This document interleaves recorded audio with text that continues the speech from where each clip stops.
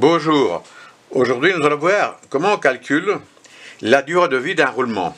Là on a pris un exemple, un petit roulement, qui a un diamètre 17 intérieur, 35 d'extérieur et 10 d'épaisseur. Bon. C'est un exemple.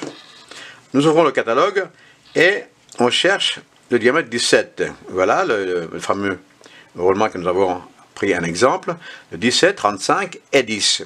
Ici à côté nous voyons qu'il y a une charge de base dynamique, le C, est égale à 4650 newtons.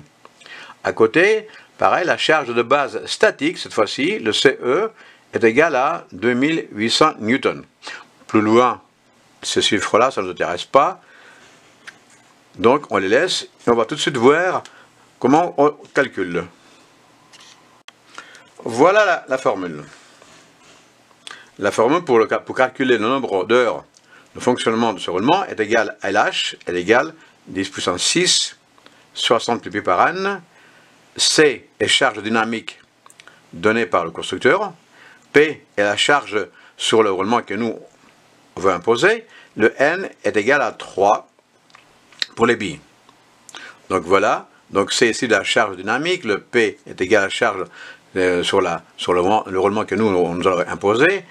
N, la fréquence de rotation, le nombre de tours que nous allons imposer. Le 3 ici, N3 est égal pour les billes. Bon, si c'était des rouleaux, c'est autre chose.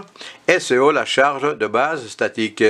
FR, c'est la force radiale du roulement.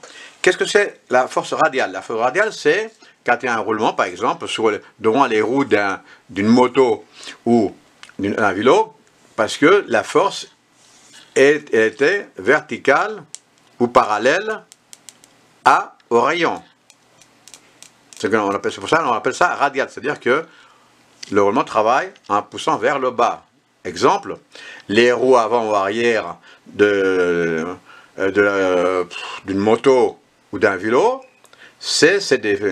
on appelle ça la force radiale.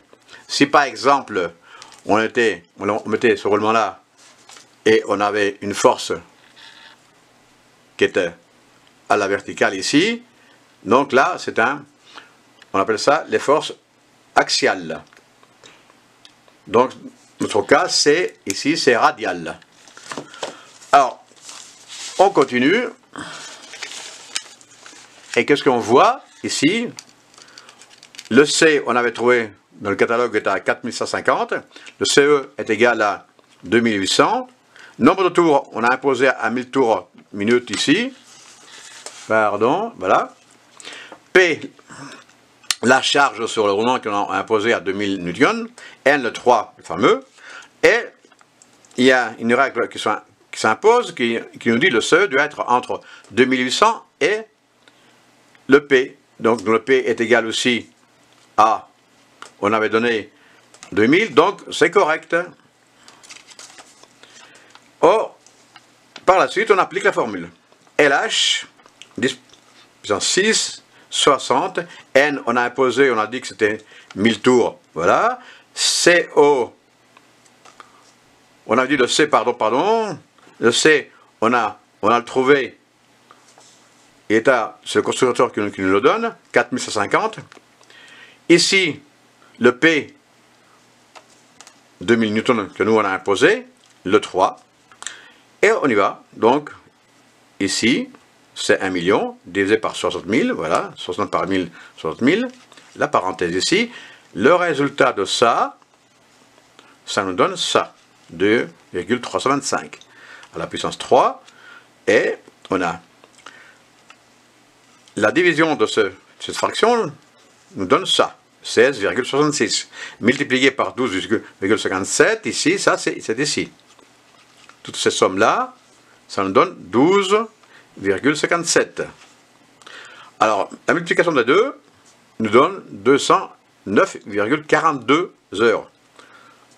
Donc, on a trouvé LH est égal à 209 heures. Ce roulement-là résistera 209 heures avec une charge qu'on a imposée 2000 newtons et 1000 tours minute. Voilà. Donc certaines aussi disent que bon, si on divise ça par 8, ça nous donne par jour, etc. Non, ça ne sert à rien du tout. Les constructeurs en général, ils disent que cet roulement-là résiste avec les données 209 heures. C'est tout. Donc voilà, c'est le calcul simple qui consiste à calculer la durée de vie d'un roulement. Voilà. Là, ici, je crois qu'on a fini. Je vous remercie. Et n'oubliez pas, si vous avez aimé, vous mettez un pouce évidemment positif. Sinon, bah, inscrivez-vous. C'est pas obligatoire, mais